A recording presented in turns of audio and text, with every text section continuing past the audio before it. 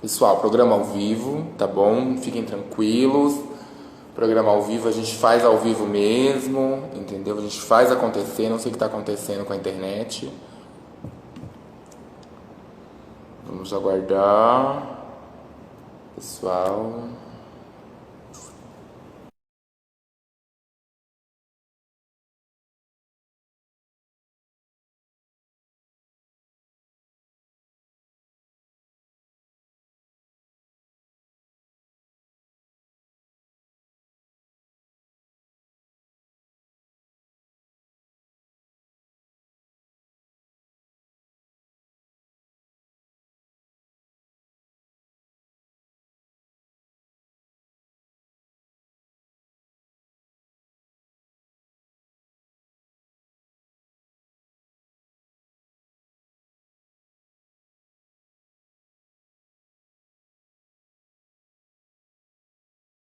Chamada.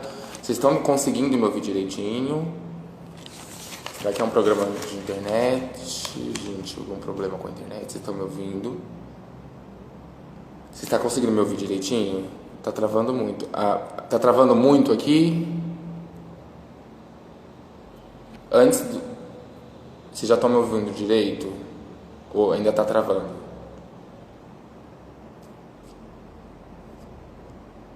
Tá travando ainda, gente? Ou vocês estão conseguindo me ouvir direito? Tá ok? Tá, então eu vou chamar o convidado novamente, ok, pessoal? Ok? Ao vivo é assim mesmo, não tem o menor problema, gente. Ah,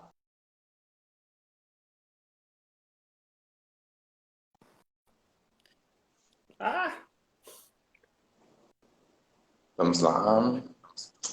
pronto, voltamos. E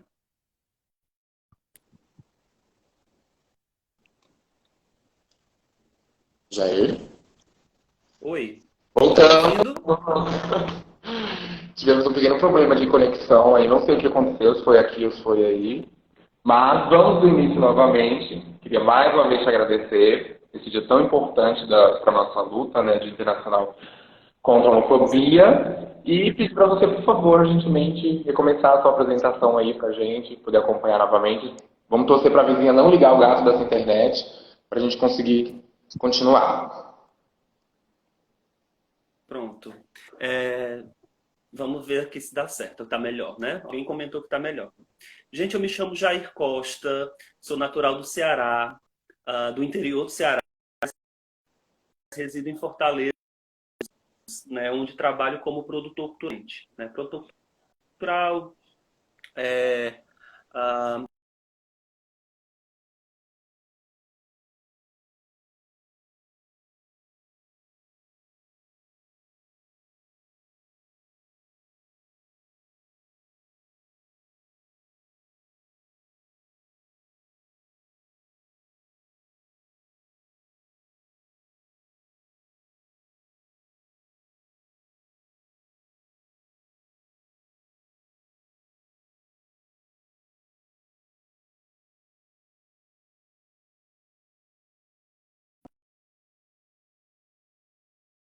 tá travando o meu ou só... Pronto, voltou. Ah, voltou. Tá bem melhor agora. Pronto. Certo. Desculpa. Então, atualmente eu escrevo para o Segunda Opinião, que é um jornal que faz parte de um coletivo de profissionais escritores, né, tanto da área da economia quanto de política, cultura, né, e eu escrevo para o Caderno de Cultura desse jornal quinzenalmente, né, inclusive estou com um texto atrasado, era para ter entregue ontem, então vocês podem dar uma olhadinha depois no meu perfil pessoal, tem o link, né, para o acesso aos meus textos. E também pesquiso literatura porque é minha área de formação da letras, né? Então, eu sou muito apaixonado por arte de um modo geral, já tive contato com muitas linguagens, uh, mas me dedico hoje à literatura, porque é o meu mecanismo, né? Foi onde eu já experimentei todas e foi onde eu consegui me encontrar mais intensamente. Está aqui. Administro a página Literatura Queer, né? Faço a curadoria de textos e leituras e compartilho pequenos ensaios ou resenhas, na verdade, sobre as minhas leituras. Faço algumas leituras também, né? Então, basicamente, eu estou aproveitando essa quarentena também para dar fazer um intensivão, digamos assim, Produzir, né? de É coisa do artista produzir. Nossa, vamos produzir.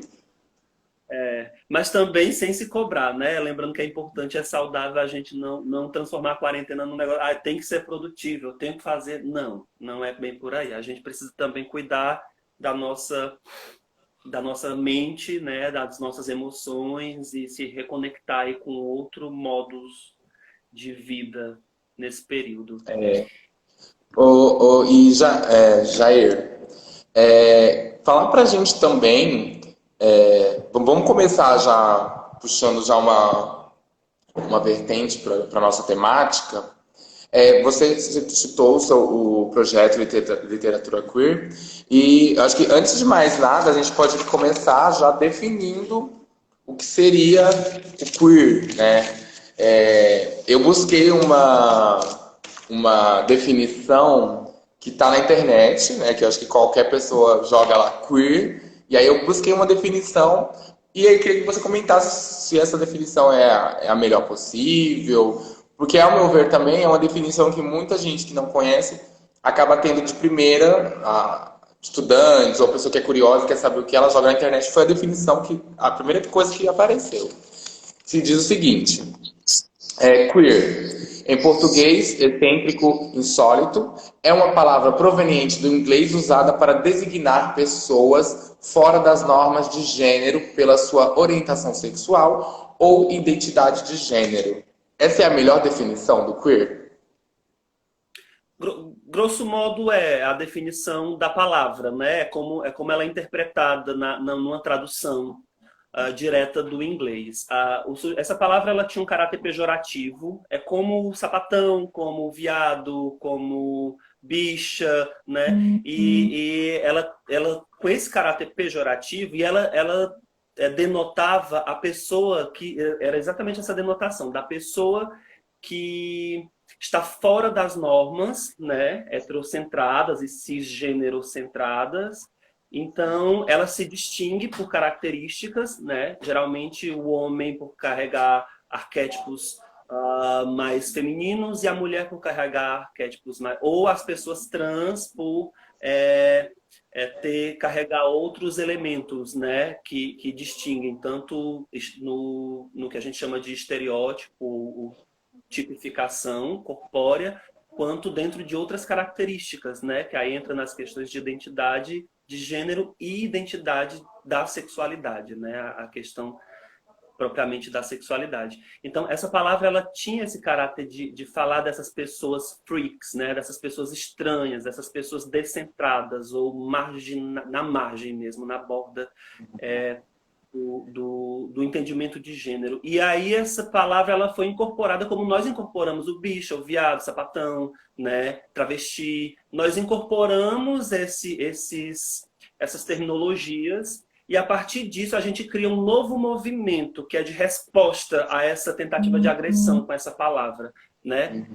Que é o que? A resposta que você não me ofende.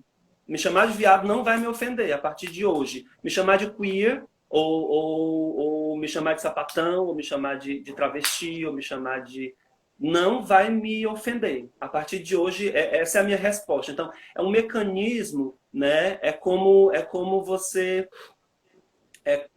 o mesmo movimento você encontra nas pessoas, na comunidade negra, né? Quando se apropria de alguns termos para falar entre si. Mas aí existem os códigos pactuados, né? Existem as pessoas tem autorização de utilizar determinadas terminologias e as outras que não têm. Então, de certo modo, nós criamos um mecanismo de resposta muito bacana da apropriação desses termos para barrar essa tentativa de nos diminuir, né, de nos subjugar discursivamente. Né? E eu acho isso muito bacana. Quando a gente fala de literatura queer ou dessa terminologia, né, e também está dentro das categorias de gênero, né, como a pessoa que ela não necessariamente é trans, ela não necessariamente é gay, ela não necessariamente ela está dentro de uma outra configuração. Dentro daquelas categorias, daquele quadro super complexo de gênero e de sexualidade, você vai encontrar queer como uma dessas categorias, né? Infelizmente, a gente ainda precisa criar categorias, a gente ainda precisa dar palavras e colocar dentro de palavras, né? Uma coisa bem interessante que você... desculpa, pode falar. Infelizmente, a gente ainda tem essa necessidade de categorização para nos afirmar também, né? Mas como uma amiga minha, que é atriz, pesquisadora de teatro daqui, que é trans, duas amigas, na verdade, Isadora Ravena, maravilhosa, e a Noa, que Noa Bonoba também é atriz e pesquisadora de teatro daqui. Numa entrevista que eu fiz com ela, inclusive está no Segunda Opinião, essa entrevista que eu fiz com alguns artistas trans daqui do Ceará, elas falam desse lugar de negociação, né? A Isadora fala desse lugar de negociação. Ao mesmo tempo que eu crio que as categorias são importantes para afirmar a existência da arte trans, isso também a gente não pode cair nesse rótulo de apenas fazer arte trans. Porque a arte trans não precisa falar sobre trans, assim como nenhuma arte LGBT, a literatura queer, ela não precisa nem ser feita por pessoas que sejam LGBTQIA+, e também não precisam versar,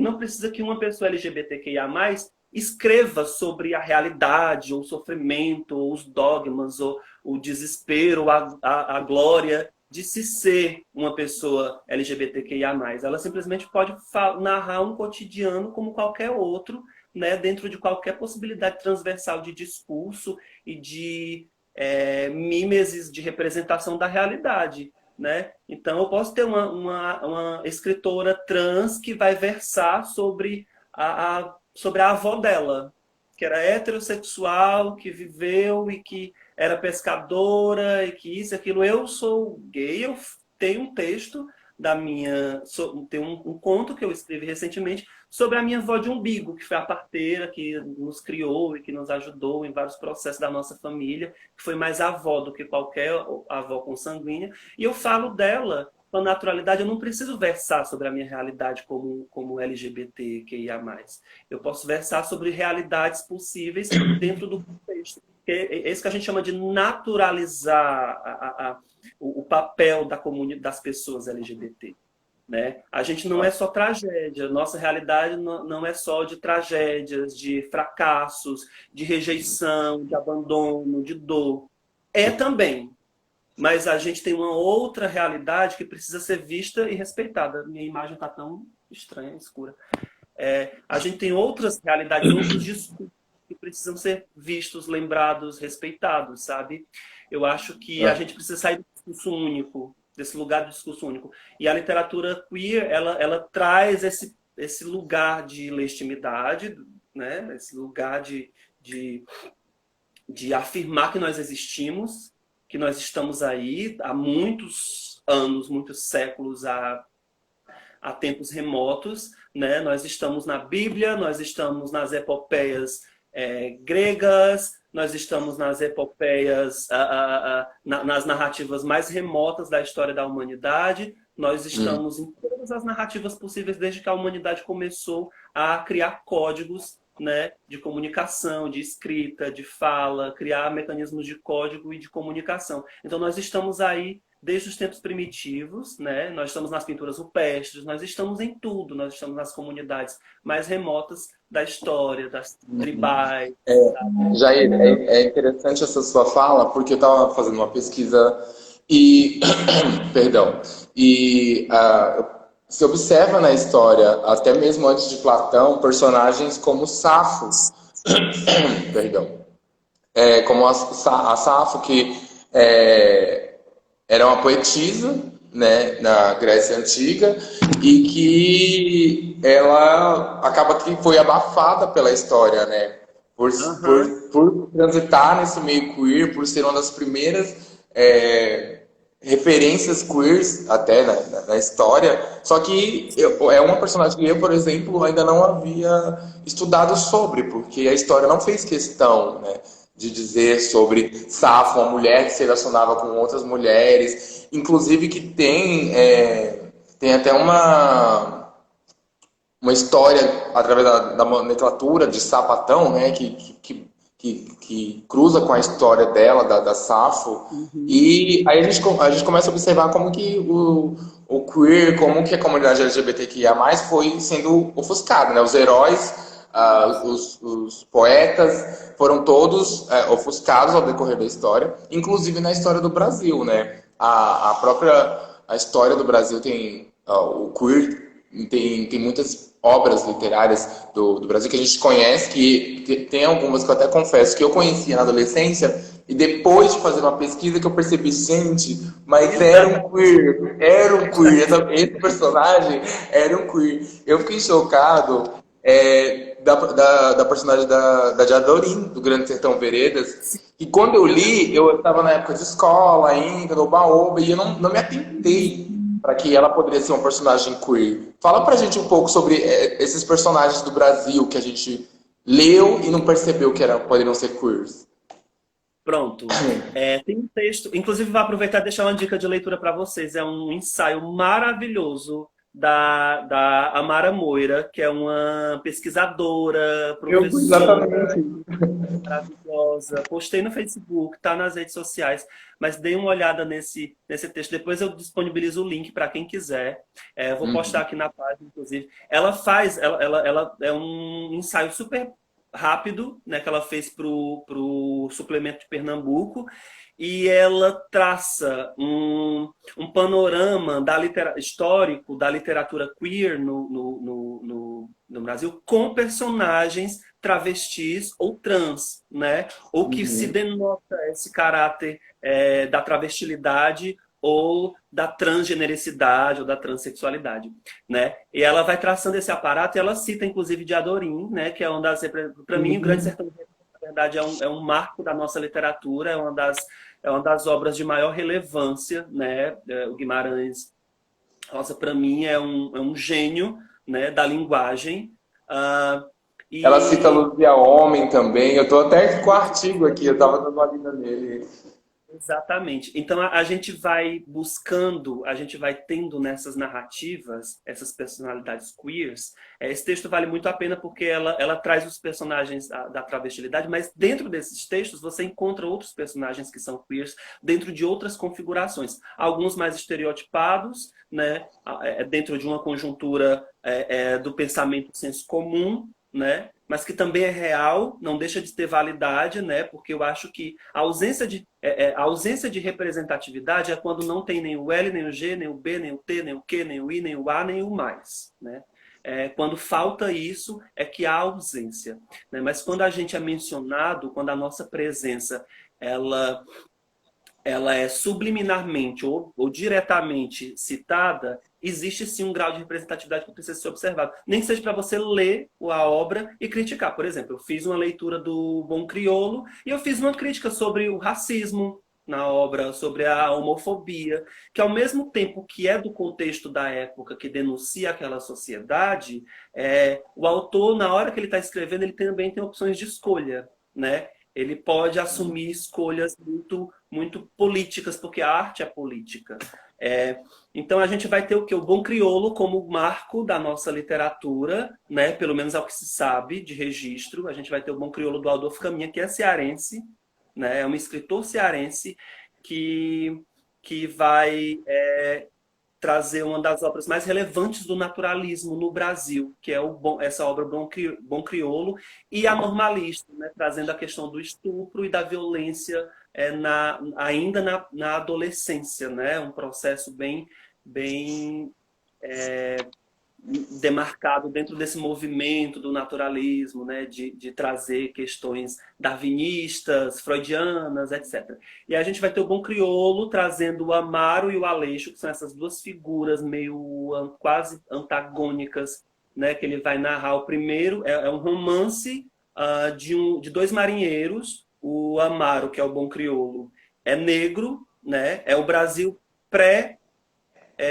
abolicionista, então a abolição ainda não aconteceu e ele começa narrando, ele começa narrando falando exatamente isso, né, que a abolição não aconteceu. Amaro conseguiu fugir dos engenhos e das condições, né, das fazendas, da condição de escravidão, e ele consegue um amparo na Marinha. Né? E lá ele conhece Aleixo, que é um menino branco, loiro, olhos azuis, o extremo oposto fisicamente, Um né? padrãozinho, né? O padrãozinho de hoje em dia. E Bom Crioulo é aquela figura, né? É um jovem, mas é um jovem com corpulento, muito musculoso, né? Muito forte, e um perfil muito subserviente, né? Então tem todo um jogo aí dessa figura que que denuncia algumas questões também. Esses personagens todos, eles trazem uma questão psicológica muito forte, né? Porque ao mesmo tempo que você tem esses antagonismos físicos, você vai encontrar outras questões internas da subjetividade desses personagens que vão desdobrar em outras questões, né? Ao mesmo tempo que você tem um caráter de fidelidade no Bom Crioulo, você vai ter uma apatia no Aleixo que denuncia uma outra coisa, né? Que denuncia um desvio de caráter, né? Que denuncia outras questões que o autor ele fica jogando com isso dentro da obra, sabe? Ora responsabiliza um por determinadas coisas, ora responsabiliza outro, e o naturalismo tinha uma coisa muito a questão do determinismo, do positivismo, daquela visão kantiana, né, de que o ambiente influencia você. Então, se está muito quente, a minha tendência é me tornar uma pessoa mais irada, mais raivosa, mais reativa. Então, essas coisas das escolas literárias, desses movimentos literários, às vezes tendenciou demais a escrita dos autores para uns caminhos,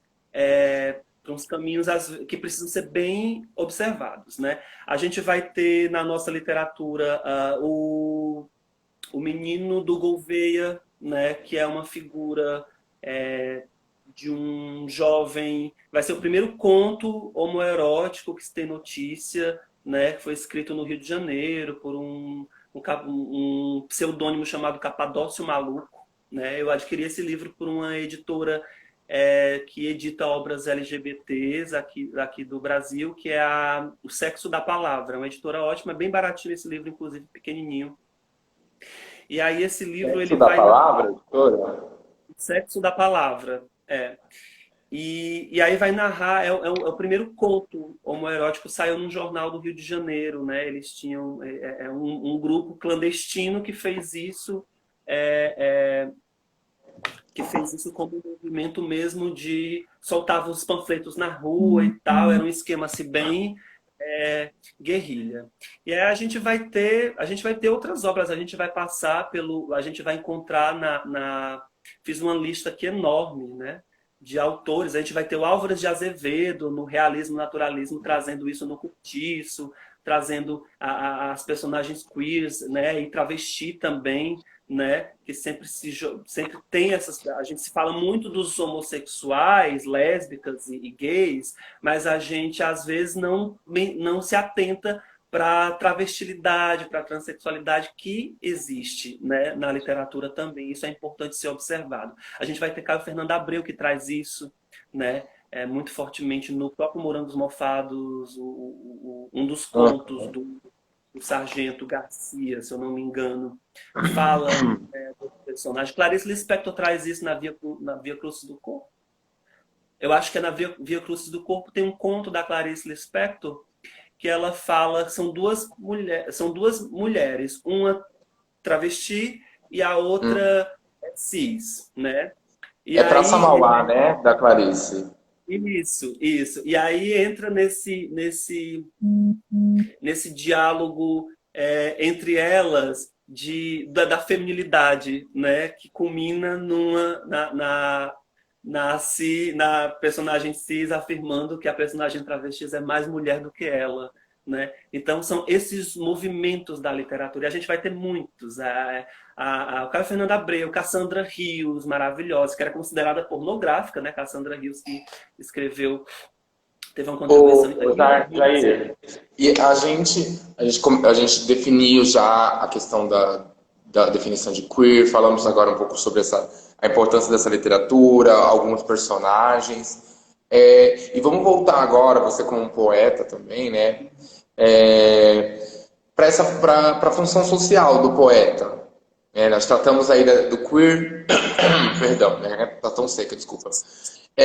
Tratamos do queer, definição de queer, falamos da literatura do Brasil, literatura queer no Brasil. Eu queria que você falasse para a gente também um pouco sobre essa função social do poeta hoje em dia, no mundo tecnológico, no mundo em que tudo é muito rápido, no mundo em que tudo tem que ser visual, né? As pessoas não param, o mundo não para, tudo não para, é tudo online, é tudo touch. Como que você vê a função do poeta nos dias 2020, nesse ano, né? Esse ano que está sendo esse ano. Eu acredito que a arte, né, de um modo geral, a arte seja... Porque a poesia, a gente geralmente associa a poesia muito rapidamente à literatura, né? Mas a poesia, ela é um código que ele não tem um formato específico, né? Então a poesia ela surge da oralidade, a poesia está no teatro muito fortemente, está na dança, a poesia está na música, no cinema, a poesia está em tudo, né? Então quando eu penso o papel do poeta, pensando todos os artistas, né? Do teatro, a música e todas as linguagens, eu penso que a poesia, nesse momento, né, nesse 2020 que nós estamos vivendo, e nesse contexto, né, de pandemia, de isolamento, de reconfiguração das nossas vidas, a importância da poesia para a nossa vida é inestimável. Eu acredito, na verdade, que uma prioridade para as pessoas, né, porque a poesia nos reconecta com o que há de mais humano e mais essencial em nós, para nós mesmos e para com a sociedade em que vivemos, para com o mundo, né? A poesia é o estado mais orgânico de conexão com a coerência humana e com um grau de sensibilidade que falta muito na contemporaneidade. Na verdade, a gente está caminhando para um processo de desumanização, né?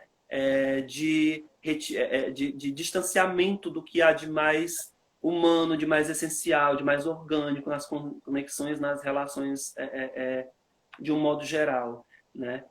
Quando a gente se depara com uma realidade como a que o nosso país está passando nesse momento, né, política, social e culturalmente falando,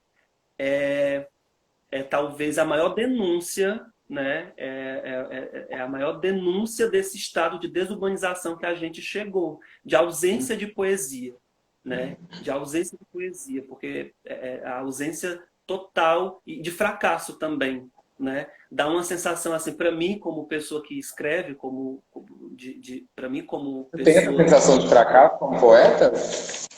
Pela situação que a gente vive, você fica com essa sensação de fracassei por conta me dá uma sensação, é a sensação de fracasso, mas ao mesmo tempo é a sensação daquele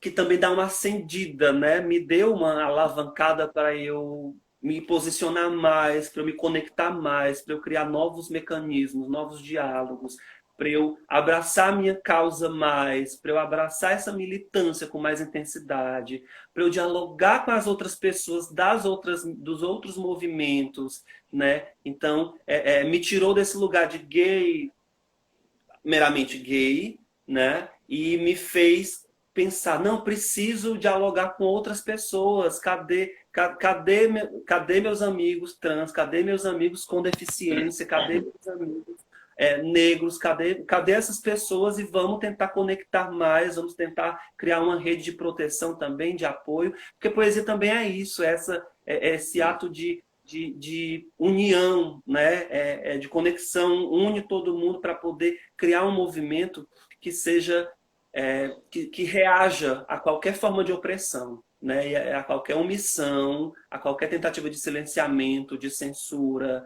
né? De assassinato, né? De formas de aniquilamento, né? Eu penso que a poesia tem esse papel de combater qualquer discurso de aniquilamento, de opressão. É interessante você falar isso, porque bem que você disse que a poesia realmente ela transita nas outras artes, né? Ela transita muito no teatro. Eu, como ator, realmente isso é muito intenso na música, na dança, no balé. E realmente esse papel social que você de ligação, né? Fica muito claro quando a gente observa o jeito que a poesia transita nas outras artes. O Rafael, do coletivo, queria mandar um abraço para ele, mandou algumas questões aqui para eu também abordar com você, sobre a hierarquização da arte. Você acha que existe uma arte superior à outra? O poeta está sendo influenciado pelas outras artes no dia de hoje? Como que você se vê sendo influenciado pelo cinema, pelo teatro, pela música? Como que você vê essas outras artes colaborando para o seu processo de escrita em si? Eu não acredito que não há... A hierarquia, ela existe, né? Porque nós temos uma estrutura completamente desigual, né? De sociedade, de cultura, de acesso, né? À educação, à cultura, a qualquer política pública existe um sistema completamente desigual, né? Principalmente para as pessoas negras, para as pessoas LGBTs, para as mulheres, né? Existem estruturas sociais completamente desiguais e territoriais também, né? Existem questões econômicas horríveis que separam os estados no nosso país e no mundo mesmo. Países que centralizam formas de construção de qualidade de vida em detrimento da desgraça de outro país, etc, etc. Essa hierarquia ela existe, mas ela é horrível, né? A hierarquia existe, mas ela é horrível. Arte melhor do que outra, não sei, assim, pensando arte como algo político, algo que tem um papel social de responsabilidade, né? Porque a arte a, a arte requer verdade. Um texto da Kate Blanchett naquele filme Manifesto maravilhoso que eu vi recentemente, que ela fala a arte não requer sinceridade, a arte requer verdade, né?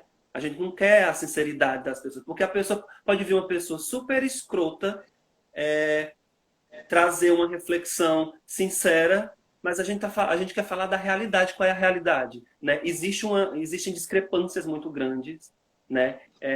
Existe falta de acesso, de fomento para nós, escritores LGBTQIA+, para os escritores negros. Gente, um país que todo dia uma bunda de um homem branco senta numa cadeira das academias brasileiras e estaduais de letras nesse país.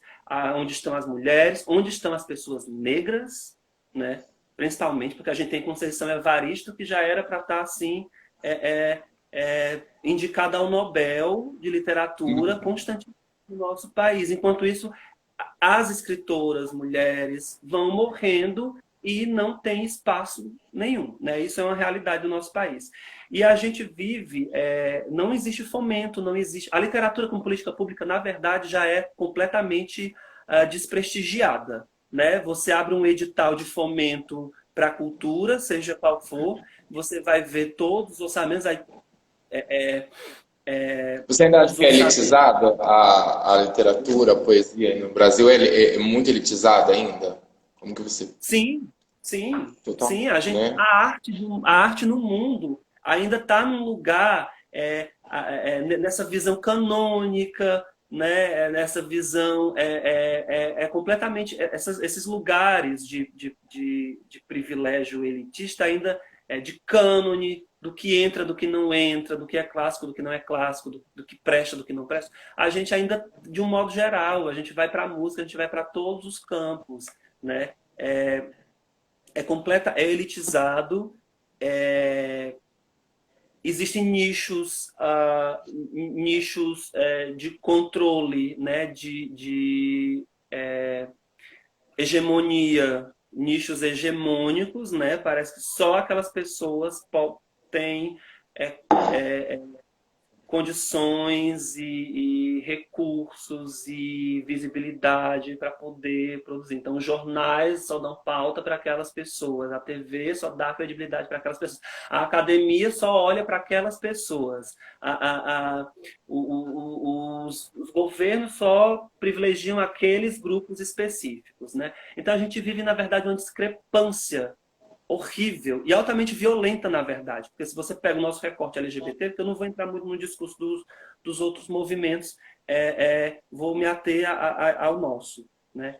Se a gente pegar o nosso recorte, a gente vive umas discrepâncias assim, absurdas, né? A comunidade LGBT, que é mais para ter acesso a determinados direitos, a determinados espaços, a determinados privilégios mínimos, né? A gente está falando de mínimo, coisa subsistência, né? Tem que estar correspondendo sempre à estrutura econômica, à capitalista econômica, né? Tem que produzir, tem que contribuir com impostos, né? Tem que estar dentro de um estereótipo, dentro de um arquétipo de existência heterocentrado, cisnormativo, né? Tem que corresponder a todo um padrãozinho de existência de uma estrutura muito maior que paira e nos oprime, né? Que está pairando sobre nossas cabeças o tempo inteiro. Então, essa discrepância está nisso. O sistema só nos concede espaço, e isso é claro, só nos concede espaço quando a gente corresponde ao que eles querem. Se a gente não corresponde, você vai para afundar na lama. Vide Hilda Hilst, vide Caio Fernando Abreu, que precisaram morrer para ser estudado, para ter relevância, para ser homenageada, sabe? As pessoas precisam morrer, as pessoas precisam... eu estou esperando aqui, né? Na hora que eu morrer, eu quero todos os meus textos rodando o mundo inteiro, porque é isso, é horrível de se dizer. É horrível de se dizer, e não é recalque. Na verdade, é a realidade cruel e patética que a gente está imerso, né? A academia precisa reaprender muitas coisas, a sociedade, né, a elite branca, rica, academicista, heteronormativa, cis, precisa aprender ou ser constrangida bem muito, sabe? Ser constrangida, invadida, sei lá, depedrada, não sei. Mas precisa... Incendiada, talvez, um pouco de gasolina. São muito grande. Nós somos corpos abjetos na sociedade, né? E eu ainda estou dentro de uma conjuntura privilegiada. Alguns de nós ainda estão dentro de conjunturas muito privilegiadas. Nós somos, mesmo assim, somos corpos abjetos. E nós precisamos cada vez mais invadir esses espaços, né? Quebrar essas bolhas, nos fazer ser ouvidos, nos fazer ser vistos, né? Tentar quebrar a parede do sistema. Já é muito interessante essa sua fala de quebra mesmo dessa parede do sistema que infelizmente como eu disse no início, eu fiquei muito chocado porque por estar inserido no meio da militância agora aqui em Goiás, antes eu morava em outro estado, mudei para cá e eu fiquei chocado o quão que eu ainda não conheço de literatura queer, sabe? O quanto que pra mim, eu fiquei assim, nossa, eu me senti um idiota, um covarde. Eu falei assim, eu deveria conhecer esses autores, esses livros, mas é uma coisa que eu observo que aqui no interior, onde eu tô morando agora, as pessoas passam, sabe? E eu acho que o papel, nesse caso, né, dos professores que estão aí no ensino médio, eu acho que tem uma literatura muito, muito importante que pode ser aplicada aos alunos, não é?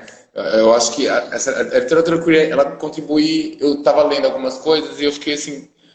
Eu acho que se eu tivesse me apresentado isso na adolescência, alguns textos, ia ser tão mais fácil essa etapa. Você vê isso também, como a literatura queer, ela também serve muito de autoajuda, né?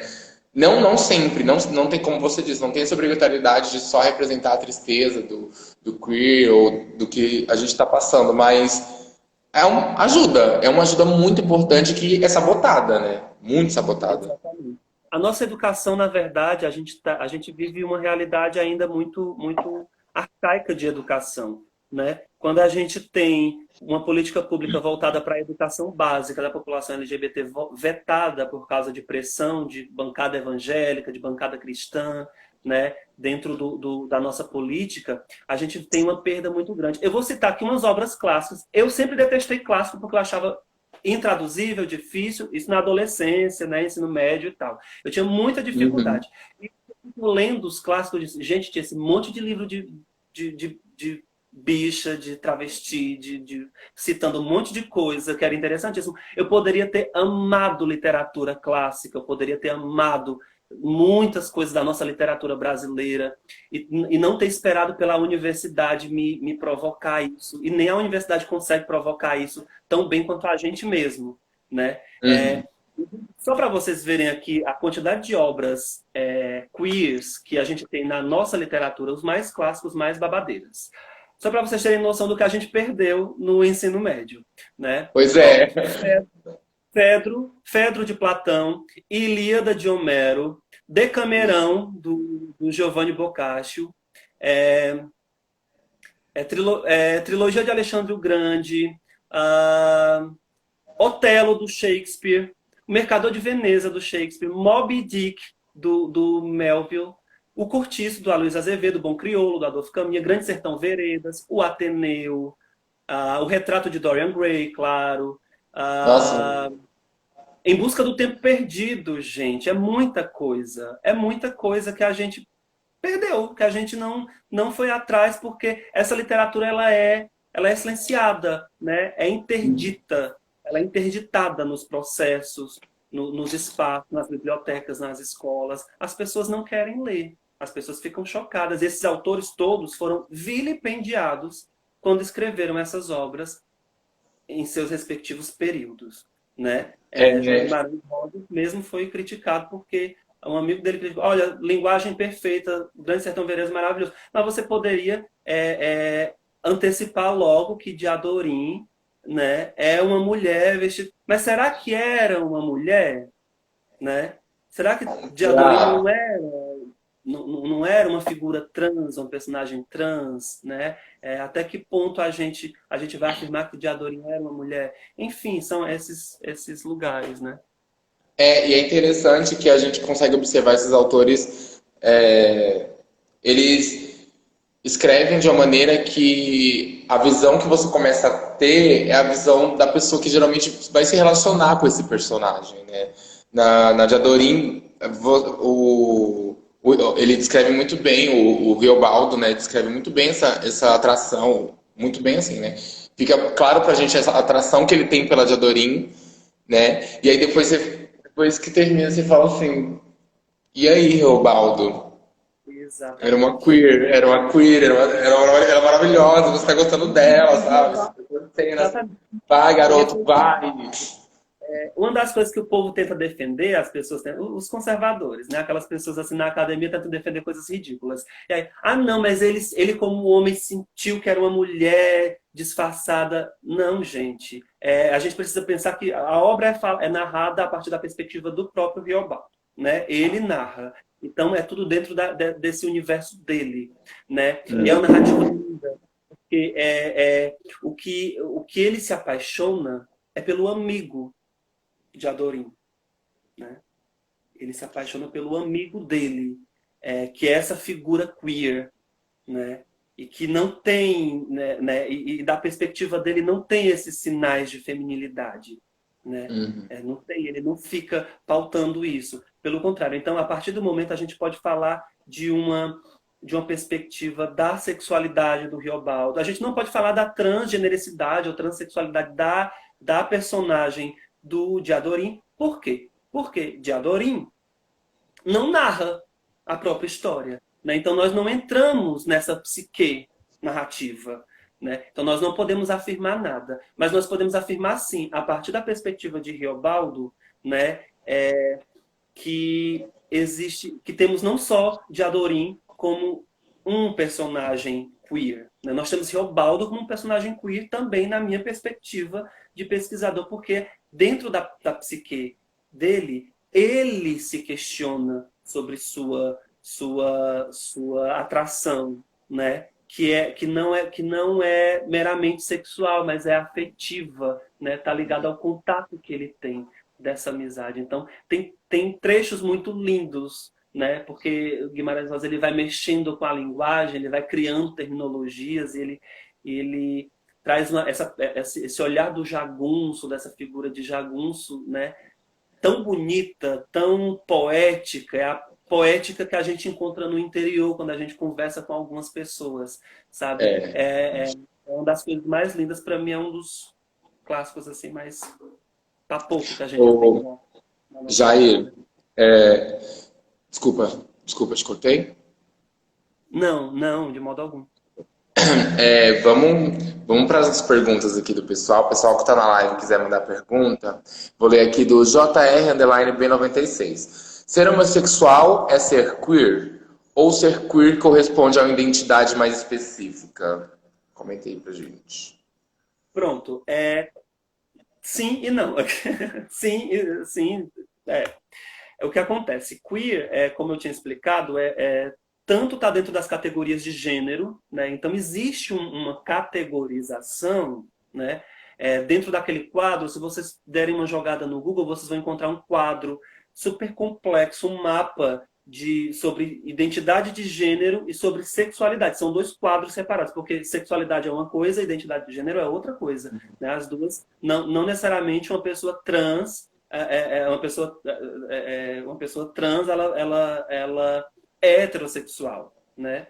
Ela pode ser tanto bissexual, ela pode ser trans gay, trans lésbicas, trans héteros, né? Então tem toda uma compreensão dessa performatividade da sexualidade e da identidade de gênero, né? Queer está dentro de uma dessas categorias, né?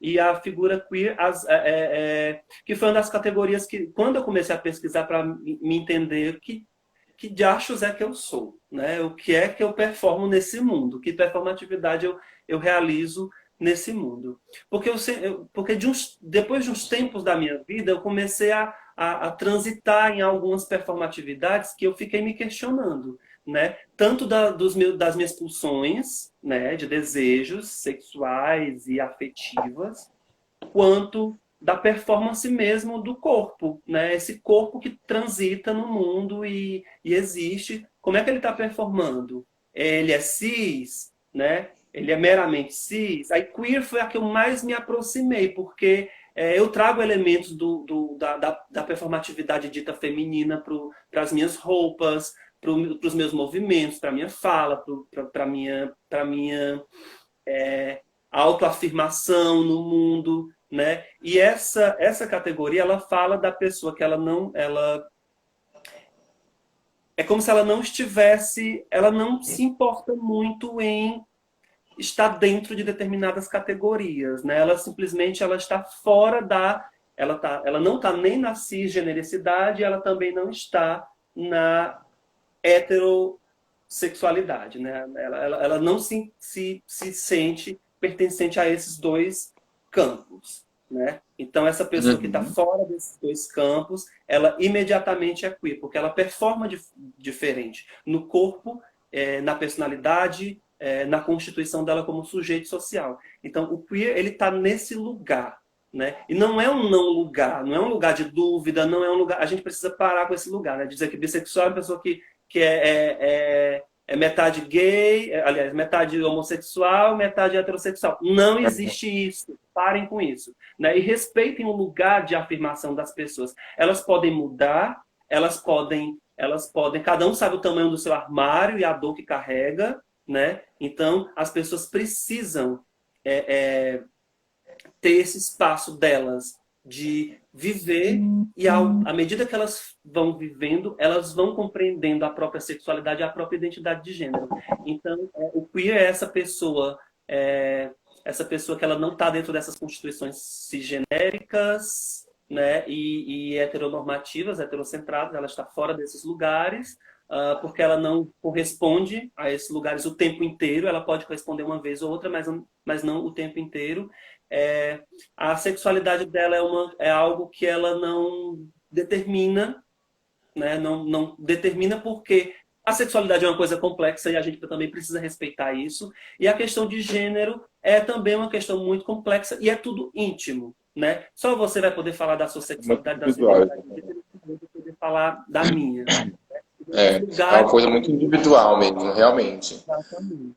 Exatamente. É. Então, quando você estava Vamos para mencionando, mais alguns, desculpa. não sei se respondi, mas pelas minhas pesquisas, pelos meus estudos, é nesse lugar, né? E se alguém tiver algum adendo também pode fazer, porque a gente está aberto aqui para o diálogo e para construir juntos, né? Pessoal, tem muitos comentários aqui, eu vou ler alguns aqui, a gente tenta pontuar para a gente poder. Ahn, autoria, Rafael, autoria LGBTQIA+, esse recorte é pungente. Franciele, desafia a gente a ter coragem, faz buscar dentro da força, é lindo. Vamos ver aqui mais para cima, algumas perguntas. A poesia faz o olhar para dentro, isso realmente. Que a poesia permaneça, o Rafael. As correspondências de Caio Fernando Abreu é de uma sensibilidade ímpar, Rafael, dizendo aí.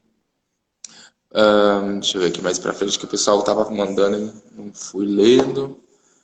Outro tema para uma live, identidade de gênero, sim, frutilidades. Tem muita gente elogiando, você é muito querido aí, né? Ô, gente, Muita gente obrigado. elogiando. Vários amigos, o Ícaro Eloy, maravilhoso, tá aqui também. Ô Jari, então, deixa eu ver aqui como é que tá nosso tempo. Deixa eu pegar mais um tema aqui pra gente só encerrar. Então, eu queria. Vamos começar a encerrar pra gente não ficar muito apertado e dar pra falar, despedir bem, bem legal. Eu, em nome de todo o coletivo Uns por Todos, eu quero te agradecer imensamente pela sua atenção, pelo seu carinho. Você é uma pessoa super querida. Muito obrigado pelo seu trabalho. Esse trabalho é necessário, se faz necessário. E a gente vai ser eternamente grato a você. Vamos te acompanhar muito, muito mais. Eu quero agradecer também pelo carinho que você teve comigo e a atenção. E queria que você encerrasse. Quero agradecer a todos os meus amigos que estão aí na live também, o pessoal do Coletivo Uns por Todos, pela oportunidade de me pôr aqui essa pessoa. E eu queria que você encerrasse falando mais sobre o seu projeto aí da literatura queer que você está desenvolvendo e falasse dos seus próximos projetos. E de antemão agradecer a você com um grande beijo. É com você aí. Eliel e Rafael, queria agradecer demais o convite. Fico muito feliz. Eu estou entrando num outro processo da minha vida, né? Eu botei assim para as pessoas verem minha cara direito, que estava muito escuro durante a live. Eu estou segurando agora. Queria agradecer. Queria deixar uma indicação de livro antes de fazer meus agradecimentos. Ajeitar aqui meu cabelo. Pronto. O TikTok, tá? Bizan é um dos maiores gênios da nossa literatura que ainda vive neste país, né? E ele tem essa obra aqui que é o Devassos no Paraíso, que é um dos livros mais incríveis. Ele faz um aparato, né, que é a homossexualidade no Brasil da colônia à atualidade. Ele faz um aparato, né, geral histórico da presença da homossexualidade e das figuras queers, na verdade. Ele fala homossexualidade, mas esse foi o título original. Ele revisou em 2017, se eu não me engano, e esse livro está disponível para quem precisar. Acho que talvez vocês encontrem até em PDF a primeira versão. Foi ampliado recentemente e é uma bíblia mesmo da nossa existência, né? Tendo inclusive registros de pessoas travestis e pessoas homossexuais no período da ditadura também. Tem muitos registros sobre isso, né? É uma obra muito rica e acho que vale muito a pena para a gente começar a sair desse lugar, porque nós estamos entrando num período muito difícil para a nossa comunidade. Então, nós precisamos sair desse lugar de conforto que nós achávamos que ia ser permanente e começar a nos munir de mecanismos para nos tornar mais combativos à relação. E eu não estou falando combativo de pegar uma arma e sair atirando. Eu estou falando combativo no sentido de que a gente precisa se munir e se revestir de mecanismos de sobrevivência e de aliança como uma parte dessa comunidade, né, no nosso país. Eu agradeço demais o convite de vocês. Esse projeto que vocês desenvolvem em Goianésia é lindo. Assim que o Rafael me convidou, eu fiquei muito lisonjeado. fui pesquisar histórico, coisas sobre vocês, e eu acho que é um projeto que eu espero que tenha muita vida, muita longevidade, que vocês consigam criar outras pontes, né, e ampliar esse olhar. Esse tipo de projeto no interior, em cidades que não são capitais, são muito importantes, né? E eu acho que isso falta no Brasil inteiro, a gente descentralizar esses lugares também, né? Isso é fundamental. Que a gente permaneça ocupando, mesmo em quarentena, que a gente continue ocupando os espaços virtuais como esse aqui, existindo como pessoas, provando que nós existimos, ampliando o nosso olhar, sabe? Ampliando a nossa percepção, agregando mais pessoas, mais movimentos e criando mais diálogos, pontes e interseções, lugares de contato, né, entre nós todos. Ah, eu Hoje é um dia muito simbólico para nós, né? Hoje é um dia que fala de afirmação e fala de luta e de resistência e de muita dor, mas também muita alegria, porque uma coisa que nós sabemos fazer é pegar a dor e ressignificar ela, né? Nós somos sobreviventes, todos nós somos sobreviventes, né? Sabemos as nossas dores, cada um sabe a delícia, a glória e o horror que é ser uma pessoa LGBTQIA+, no Brasil e no mundo. Nós não somos esse país tão privilegiado assim, então não vamos entrar nesse discurso. E muito obrigado a todo mundo que participou, meus amigos e pessoas que eu estou conhecendo agora, né? Que a gente possa manter contato. Eu fico super disponível para mandar lista de livro, de coisas e de debates e de textos e de discussões, porque eu acho que quanto mais a gente aprende, né, mais a nossa função no mundo significa algo, né? Mais a gente consegue ter um sentido para a nossa vida. Mas a nossa vida Exatamente. Eu estou muito emocionado, assim, porque eu estou muito feliz de estar participando desse projeto também, com o pessoal do coletivo. Realmente hoje é um dia muito de alegria para a gente, né? Mas também é um dia para a gente recarregar a energia e pensar que a gente quer estar vivo no ano que vem para comemorar de novo esse dia. Infelizmente, a gente ainda tem que pensar nisso, em sobreviver. Como você disse, que é ressignificar, né? Vamos ressignificar, vamos, né, ressignificar. Vou chorar. Fico muito feliz. Enfim, não sei mais o que dizer. Tem, várias pessoas aqui falando para esse final de live. Deixa eu ver quem mais. A primeira parada do Orgulho de Goianese foi lindo. Alguém viu a primeira parada pelo Orgulho de Goianese? O Ícaro. Pois é, a nossa parada queria ser hoje, pô, teve que, né, ser adiada por conta desse período que a gente está tendo de pandemia. Mas nós iremos realizá-la de qualquer maneira, quando voltar tudo, a gente vai ter essa primeira parada. Os espaços, os lugares, as pessoas. Vamos parar com esse negócio de data comemorativa. Dia de data de visibilidade para nós não é só no mês que comemora alguma coisa. Vamos começar a ocupar os outros espaços, os outros momentos, entendeu? O ano todo, o ano todo. Porque as políticas públicas só lembram da gente quando é dia do orgulho, dia de combate à homofobia, dia de visibilidade trans, e a gente vive o ano inteiro. A gente precisa comer o ano inteiro. A gente precisa sobreviver o ano inteiro, né? Então, vamos começar também a cutucar esses espaços, esses lugares, sabe? Faz uma parada fora de época, faz tudo, sabe? Subverte a coisa toda. Vamos subverter esse caralho. É sobre isso. Bom, tem que ser subversivo, sem subversão, a gente tem que. Então, gente, Daí, eu agradeço demais. muito obrigado, um grande abraço em nome de todo mundo do coletivo. E muito sucesso, saúde e paz para todo mundo aí no Ceará, esse lugar maravilhoso, gente maravilhosa. Muito obrigado. Vocês também, obrigado saúde a todo mundo. Redobre os cuidados, né, para a gente se manter a salvo, para a gente se manter forte, saudável nesse período de quarentena. Tomem os protocolos de higiene, todos aqueles cuidadozinhos, porque essas bichas precisam sobreviver. Porque esse governo federal está querendo acabar com a gente, mas elas não vão conseguir, querida. Isso aqui não vai deitar, não vai deitar. Usa máscara. Vamos Beijo, gente. Obrigado, Zairo. Parabéns.